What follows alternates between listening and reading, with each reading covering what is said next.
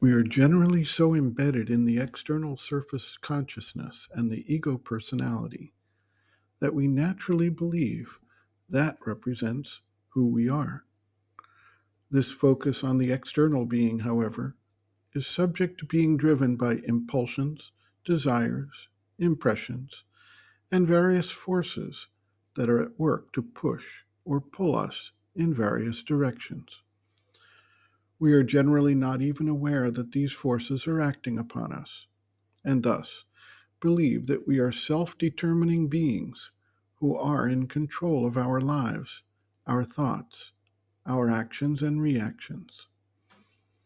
Sri Aurobindo contrasts this state with that of the separate witness consciousness, which is not involved in the actions and reactions of the surface being, but which rather can observe them dispassionately and can focus on the deeper spiritual truths of existence that are the true guides for the role we each play in the universal manifestation.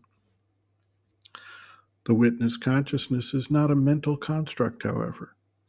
The shift from the surface consciousness of the body-life-mind complex to that of the separate witness observing the action of the nature is something experienced and is recognized as real by those who undergo this shift. It is not the same as what we call an introspective personality, where there is a constant, self-critical internal dialogue of inner isolation.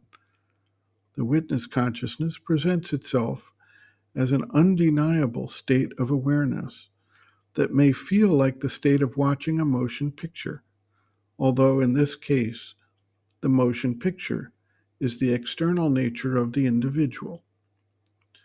The less attached one is to the surface actions and reactions, the more one can lose the identification with the desires, thoughts, and feelings that arise in the external being. The easier it can be to change or remove those elements that need to be changed, as there is more of a sense of it not being actually part of one's core existence, and thus it can be left behind.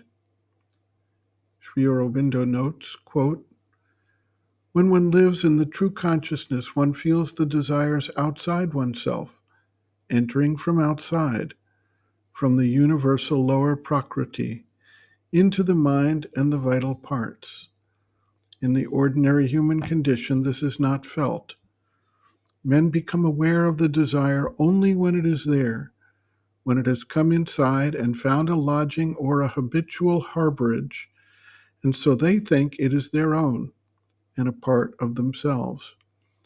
The first condition for getting rid of desire is, therefore, to become conscious with the true consciousness, for then it becomes much easier to dismiss it than when one has to struggle with it as if it were a constituent part of oneself to be thrown out from the being.